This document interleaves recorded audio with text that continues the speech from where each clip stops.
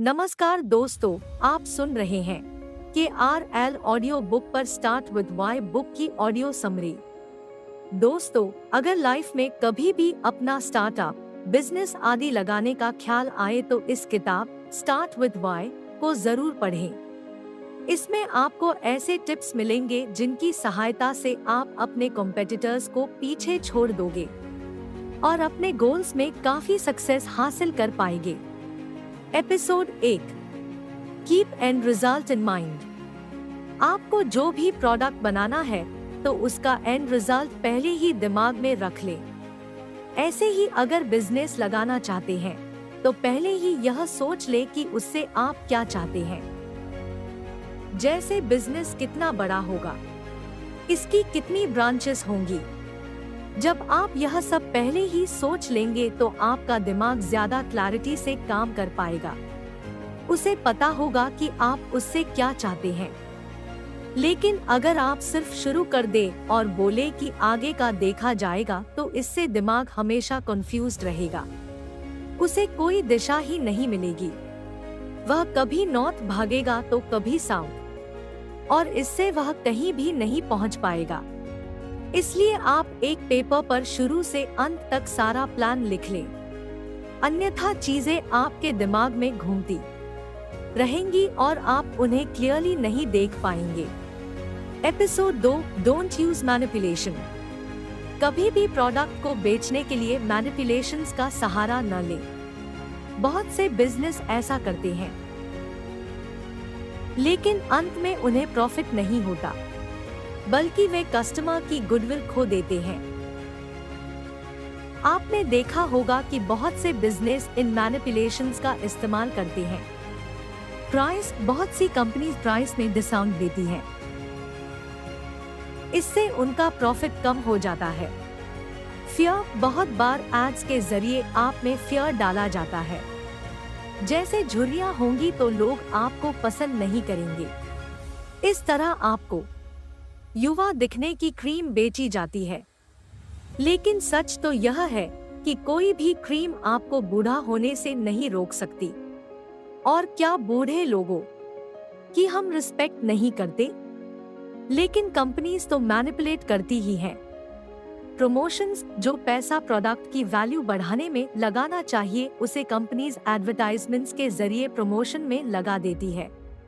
इससे भी उनका प्रॉफिट कम हो जाता है। लेकिन क्या आपने कभी फेरारी या एप्पल की ऐड देखी है? नहीं ना, क्योंकि ये कंपनीज प्रोडक्ट की क्वालिटी में विश्वास करती हैं और क्वालिटी के दम पर ही इनके प्रोडक्ट्स बिकते हैं। पीयर प्रेशर, आप में पीयर प्रेशर भी डाला जाता है। जैसे पान केसरी की ऐड से यह बताया जाता है कि असली मर्द यह खाते हैं। एस्पिरेशंस, कई बार आपके एम्बिशंस को भी एक्सप्लॉइट किया जाता है और यह दिखाया जाता है कि ये प्रोडक्ट लेंगे तो आप कामयाब हो जाएंगे। तो दोस्तों, लेखक कहते हैं कि यह सारी मैनिपुलेशन थोड़ी देर ही काम करती है। इनके जरिए अगर आपका प्रोडक्ट कस्टमर खरीद भी ले, लेकिन उसे कोई फायदा न दिखे तो आगे चलकर वह उसका इस्तेमाल छोड़ देगा। इसलिए इन सब की बजाय अपना एफर्ट और पैसा प्रोडक्ट को बेहतरीन बनाने में लगाएं। Episode 3, the golden circle. लेखक कहते हैं कि बड़े बड़े लीडर्स जैसे Steve jobs, Martin Luther king या एलोन मस्क आदि ने लोगों को मोटिवेट किया था, न कि मैनिपुलेशन का सहारा लिया था। इसके लिए वे सब गोल्डन सर्कल का सहारा लेते थे। गोल्डन सर्कल के 3 मुख्य पार्ट्स हैं, व्हाई, व्हाट और हाउ। आइए इन तीनों को समझते हैं। व्हाई। कोई भी स्टार्टअप, कंपनी या ब्लॉग आदि शुरू करते हुए आप खुद से यह क्वेश्चन पूछें कि आप ये क्यों, व्हाई, शुरू करना चाहते हैं। अगर इसका जवाब सिर्फ पैसा है तो आप बुरी तरह से फेल हो जाएंगे। लेकिन अगर इसका जवाब है कि आप लोगों की हेल्प करना चाहते हैं और साथ ही एक वेल्थी लाइफ जीना चाहते हैं, तभी उस कंपनी को शुरू करने का फायदा है। क्योंकि अंत में आपका प्रोडक्ट लोगों की हेल्प करने वाला होना चाहिए। ऐसे ही आपके ब्लॉग से लोगों को नया ज्ञान मिलना चाहिए। या उनके प्रश्नों का उत्तर मिलना चाहिए। 2. What? इसके बाद यह क्वेश्चन पूछे कि मैं लोगों की हेल्प करने के लिए क्या प्रोडक्ट बनाऊं। आप जो भी प्रोडक्ट बनाना चाहें वे दूसरे से बेहतर हो या अभी मार्केट में किसी ने बनाए ही ना हो। ऐसे ही अगर आप ऐसा ब्लॉग शुरू करते हैं जिसमें अपनी कहानी लिखने लगते हो तो उसे कोई भी नहीं पढ़ेगा, क्योंकि इससे लोगों की कुछ खास हेल्प नहीं होगी। आपको लोगों की हेल्प के लिए लिखना होगा। इसलिए कोई अच्छी सी नीश ढूंढकर लोगों को ज्ञान, जानकारी, प्रेरणा आदि देंगे तभी वह सफल होगा। 3. How? इसके बाद आप यह पूछें कि आपके प्रोडक्ट को लोगों तक कैसे ले जाएंगे। क्या आप ऑनलाइन उसे बेचेंगे या डिस्ट्रीब्यूटर्स के जरिए? उसकी कीमत, कॉस्ट आदि का भी निर्धारण करना होगा। Episode 4, the golden circle and your brain. Golden circle हमारे ब्रेन से भी जुड़ा हुआ है। वाई और हाउ हमारे लिम्बिक सिस्टम से जुड़े हैं। यह हमारे दिमाग का वह हिस्सा है जो हमें क्यूरियस बनाता है और यही हमें रिवॉर्ड पाने के लिए प्रेरित करता है। यही पार्ट पेन और प्लेजर की अनुभूति भी करवाता है, जबकि वॉट हमारे नियोकॉर्टेक्स से जुड़ा हुआ है। कॉर्टेक्स हमारे माथे के पास वाला हिस्सा होता है। यह डीप थिंकिंग से जुड़ा है। साथ ही हमारी इंटेलिजेंस और प्रॉब्लम सॉल्विंग भी इसी पार्ट से जुड़ी होती है। इसलिए बिजनेस शुरू करने के लिए हमें अपने ब्रेन के मैक्सिमम पार्ट्स का इस्तेमाल करना चाहिए। इसके लिए आपको हर प्रकार के क्वेश्चंस पूछते रहना होगा। इससे आपका दिमाग हमेशा एक्टिव रहेगा और अच्छे डिसीजंस लेगा। Episode 5, work with understanding people. ऐसे लोगों को अपनी टीम में रखें जो आपकी फिलॉसफी को समझें, जो यह जाने कि आप क्या करना चाहते हैं। मैक्सिमम लोगों को लगता है कि कंपनी केवल पैसा कमाने के लिए होती है, लेकिन वास्तव में वे लोगों की सेवा कर रही है। तरह तरह के प्रोडक्ट्स बनाकर वे लोगों का जीना आसान करती है, लेकिन इन बातों को कुछ ही लोग समझ पाते हैं। जैसे अगर आपको नेचर के लिए कोई एनजीओ शुरू करनी हो तो आपको ऐसे लोगों को साथ में लेना चाहिए जिन्हें नेचर से प्यार हो, जिन लोगों को कभी गार्डन के फूलों को देखने तक का टाइम न हो। ऐसे लोग आपकी सोच क्या समझ पाएंगे। इसलिए पहले ही अपनी टीम को अपना विजन समझा दें। यह क्लियर कर दे कि आप कस्टमर्स की सेवा के लिए प्रतिबद्ध हैं और आपका पहला पर्पस लोगों की लाइफ में पॉजिटिव चेंज लाना है। इससे सब लोग कंपनी को आगे बढ़ाने के लिए मोटिवेट होंगे।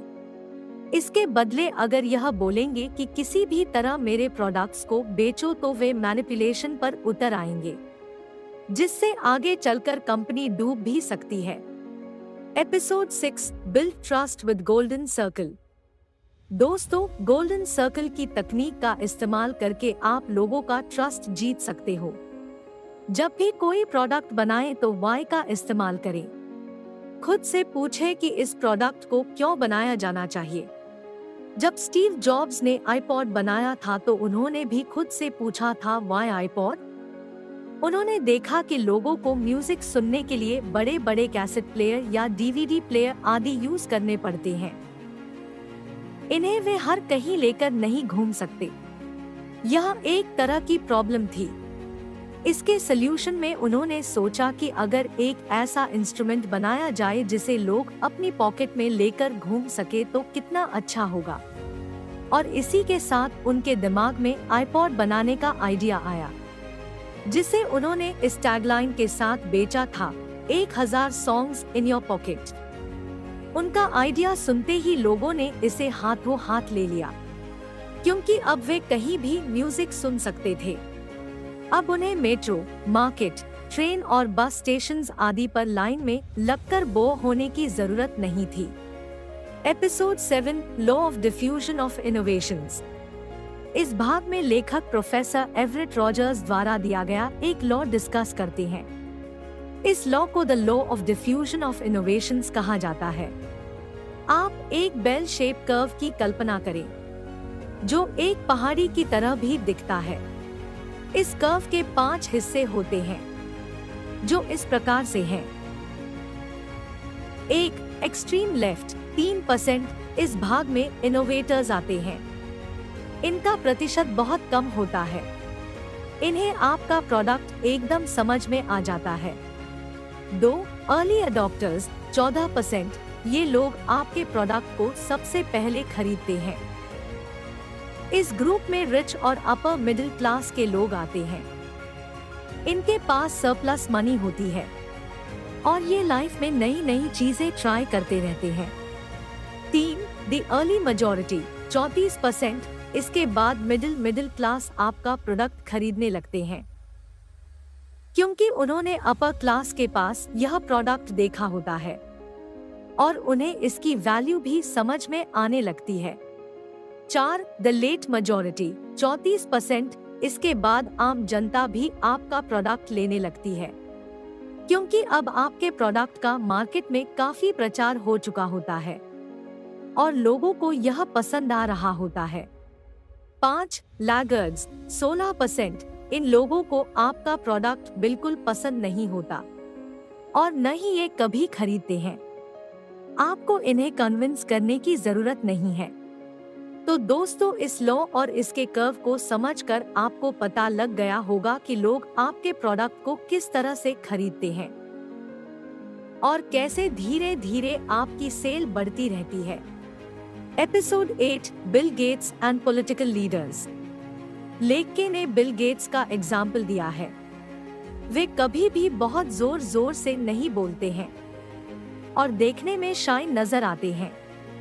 वे एक मीडियम पेस के साथ बोलते हैं, लेकिन सुनने वाले उनके हर अगले शब्द का इंतजार करते हैं, क्योंकि उनके अंदर एक करिश्मा है और उन्होंने लोगों के ट्रस्ट को जीत लिया है। वे जब भी बोलते हैं तो लोगों को पता है कि कुछ नया बोलेंगे। लेकिन बहुत से पॉलिटिकल लीडर्स बेहद जोश से और जोर जोर से बोलते हैं। वे लोगों के अंदर ऊर्जा भर देते हैं, लेकिन यह ऊर्जा कुछ ही देर तक रहती है। अगर लीडर लोगों का ट्रस्ट नहीं जीत पाता तो लोग उसकी बातों को सिर्फ हवाबाजी मानने लगते हैं।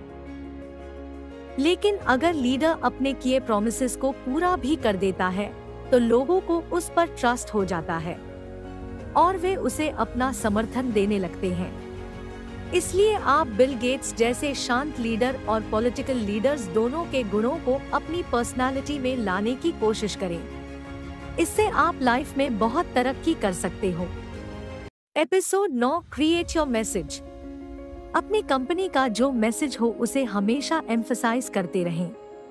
यह मैसेज आपकी स्पीच, पोस्टर्स, स्टेशनरी, बैग्स आदि में भी दिखना चाहिए। साथ ही हर एम्प्लॉय को भी वह मैसेज याद होना चाहिए और वे सब उसे आत्मसात करके उसके लिए ही काम करें। यह मैसेज बार बार हर जगह नजर आते रहने से लोगों को भी याद हो जाता है और वे बार बार आपके प्रोडक्ट को लेते रहेंगे। जैसे नाइकी का मैसेज जस्ट डू इट आपको याद हो चुका है। यह मैसेज आपको मोटिवेट करता है कि जो भी आपका गोल है उसकी तरफ बिना डरे आगे बढ़ो। इसलिए आप भी अपनी कंपनी का मैसेज बना सकते हो जो लोगों को वैल्यू भी दे और आपकी कंपनी के विजन को भी परिलक्षित करे। Episode 10 use effective symbols. दोस्तों, आप अपनी कंपनी या ब्लॉग के लोगो पर भी ध्यान दें। अपना लोगो ऐसा डिजाइन करवाएं कि वह आपके विजन का संदेश देता हो। सिंबल्स के पीछे बहुत बड़ी फिलॉसफी छुपी होती है, इसलिए बड़ी बड़ी कंपनीज बहुत ध्यान से लोगोस डिजाइन करवाती है। जैसे आपने Amazon का सिंबल देखा होगा, उसमें ए से जेड तक एक आंख ज्वाइन किए रहती है, जिसका मतलब है कि हम ए से लेकर जेड तक सारे प्रोडक्ट्स बेचते हैं। और यह सच भी है। ऐसे ही नाइकी का टिक मार्क वाला सिंबल बताता है कि यह जूते आपके लिए बेस्ट चॉइस है। कंपनी के सिंबल लोगों के दिमाग पर चढ़ जाते हैं और बहुत बार वे स्वतः ही उन्हें स्टेटस सिंबल से लिंक कर देते हैं। Episode 11 don't forget why. बहुत बार जब कंपनी प्रॉफिट कमाने लगती है तो अपने शुरुआती विजन भूल जाती है। उनका मेन मकसद पैसा कमाना हो जाता है। इससे वे कस्टमर की कदर करना छोड़ देते हैं। लेकिन इससे कस्टमर में डिसैटिस्फैक्शन फैलने लगता है और वे उस कंपनी को छोड़कर राइवल कंपनी के प्रोडक्ट्स लेना शुरू कर देते हैं। साथ ही फाउंडर कोई नया प्रोडक्ट बनाने के बारे में नहीं सोच पाते।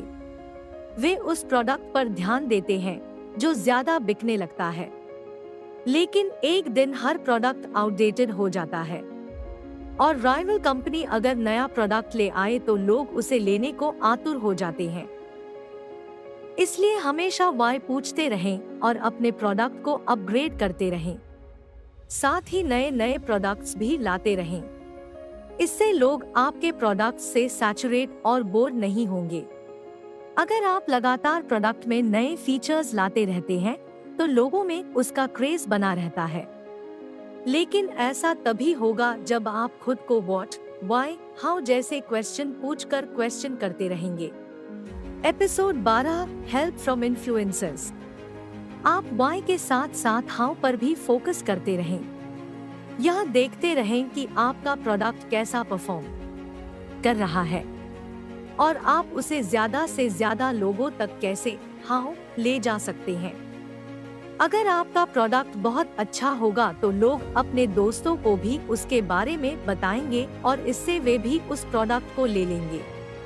आप शुरू में अपने प्रोडक्ट का रिव्यू भी करवा सकते हैं। इसके लिए अपने प्रोडक्ट से रिलेटेड ब्लॉगर्स को ईमेल लिखें और उन्हें फ्री में अपना प्रोडक्ट दें।